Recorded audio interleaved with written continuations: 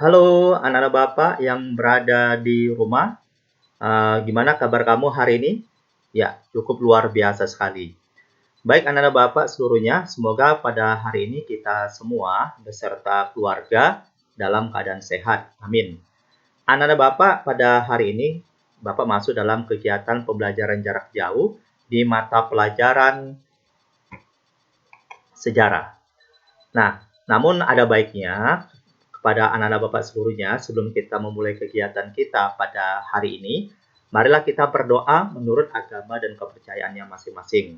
Untuk itu, doa dimulai. Doa selesai.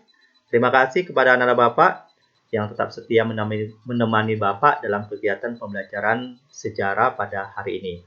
Adapun materi yang harus Bapak sampaikan kepada kami semuanya, yaitu materinya tentang Revolusi Nasional Indonesia di awal kemerdekaan. Jadi kita akan lihat ya bagaimana Revolusi Nasional Indonesia di awal kemerdekaan. Nah, anak-anak Bapak seluruhnya, sebelum melanjutkan dengan pembahasan berikutnya, di sini Bapak sampaikan terlebih dahulu tentang apa itu Revolusi Nasional. Nah, ternyata di sini Revolusi Nasional ini ya, Revolusi Nasional Indonesia adalah sebuah konflik bersenjata dan bertentangan diplomasi antara republik dengan negara-negara yang menjajah Indonesia pada saat itu. Nah, selama sekitar 4 tahun, beberapa peristiwa berdarah terjadi secara sporadis.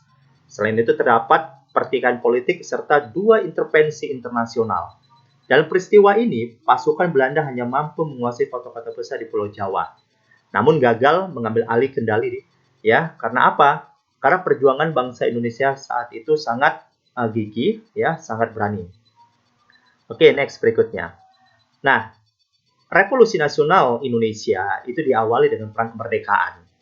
Nah, jadi pada awal kedatangan tentara sekutu yang disambut oleh rakyat Indonesia bertujuan melucuti tentara Jepang dan mengurus tawanan perang, akan tetapi setelah rakyat mengetahui bahwa pasukan sekutu dibonceng tentara Nica yang bertujuan menegakkan kekuasaan kembali di Indonesia. Nah, lalu sikap rakyat mulai berubah menjadi curiga dan memusuhi. Keadaan menjadi semakin memburuk ketika tentara Nica sering memancing kerusuhan dengan masyarakat yang akhirnya mendapat perlawanan dari masyarakat. Perlawanan tersebut kemudian berkembang menjadi beberapa pertempuran. Nah, jadi kita lihat ada beberapa pertempuran yang terjadi di Indonesia. Nah, kamu lihat gambar ini? Siapa dia? Ya, ini Bung Tomo.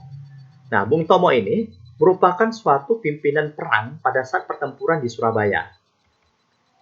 Ini dia.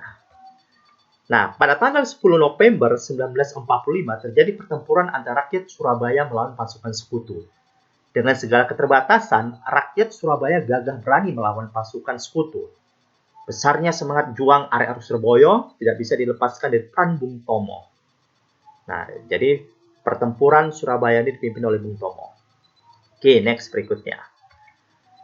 Pertempuran Ambarawa. Pertempuran Ambarawa merupakan pertempuran yang terjadi di Indonesia. Berawal dari kedatangan tentara sekutu di Semarang pada tanggal 20 Oktober 1945. Nah, di kala itu, ya, pertempuran Ambarawa ini diambil alih oleh Kolonel Sudirman. Nah, ini dia, Jenderal Sudirman. Nah, oke, anak bapak seluruhnya, kita lanjutkan. Pertempuran Medan Area. Pada tanggal 9 Oktober 1945, pasukan sekutu mendarat di kota Medan. Nah, lalu terjadilah konflik. Konflik ini mulai muncul pada tanggal 13 Oktober 1945 setelah seorang tentara Nica menginjak-injak lencana merah putih yang dipakai oleh pemuda setempat. Nah, itulah mulai bergejolaknya pertempuran di Medan. Oke, next berikutnya. Peristiwa Bandung Lautan Api. Nah, ternyata peristiwa Bandung Lautan Api ini merupakan suatu pertempuran yang terjadi di mana tentara sekutu datang pada tanggal 12 Oktober 1945. Nah, lalu terjadilah suatu pertempuran di kala itu. Nah, lalu diambil inisiatif, ya, ternyata keberanian para pejuang dahulu di kota Bandung, mereka membumi anguskan kota, ya, mereka membumi Angusen kota untuk melawan yang namanya Sekutu. Nah, pada malam harinya tanggal 24 Maret 1946, pasukan tentara Republik Indonesia dan ribuan rakyat membakar setiap bangunan dan meninggalkan kota Bandung. Makanya kamu pernah nyanyi ya, Halo Halo Bandung ya. Nah, itu merupakan suatu lagu untuk mengenang daripada peristiwa Bandung Lautan Api. Oke, next berikutnya.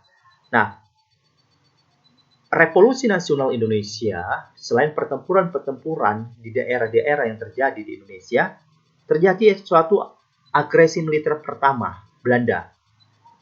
Maksud dari agresi militer pertama Belanda ini merupakan salah satu upaya Belanda menegakkan kembali kekuasaan di Indonesia. Agresi ini muncul setelah Belanda membatalkan secara sepihak hasil perundingan Linggarjati. Pada tanggal 1 Agustus 1947, Dewan Keamanan PBB menyerukan gencatan senjata kepada kedua belah pihak. Agresi militer pertama Belanda resmi berakhir pada tanggal 4 Agustus 1947.